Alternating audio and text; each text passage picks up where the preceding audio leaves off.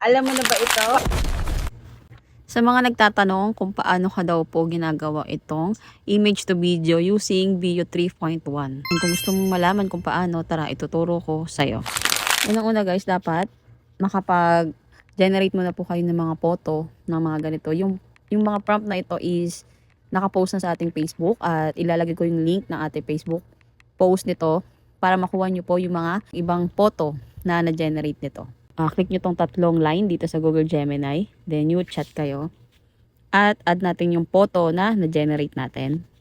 Photos. Mabilis lang to gawin guys. For example, itong photo na yan. Yan, add natin.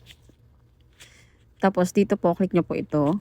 At piliin nyo yung Create Videos Veo 3.1. Ayan. So, dito, hindi mo na kailangan ng prompt. Hindi na ako nalagyan nag-prompt. Bahala na kung ano yung ma-generate niya. Ayan, so lagyan na natin. Send na natin. And dito pala guys, yung aking account po kasi is naka-pro. Ayan, naka-pro po ako. Pero po, pwede nyo naman din pong gamitin tong Pass Thinking. Ayan, libre po yan, dalawa na yan. Pero ako po kasi, yung account ko na ito is naka-pro. Kaya po yung pag-generate ng video niya is ganda yung quality.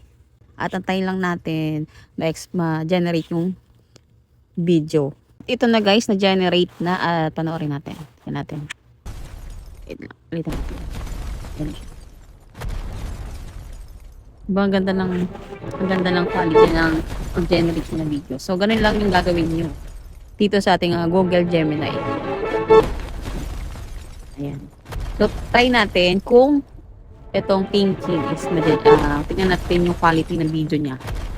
Kung yung gagamitin natin is thinking. Kasi kanina na-upload ako.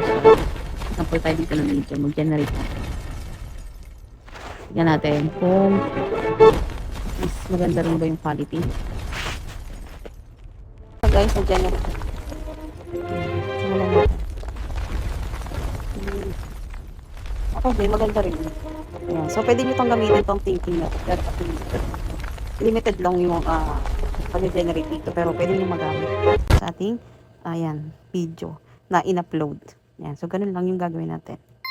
And follow for more AI and video tutorial.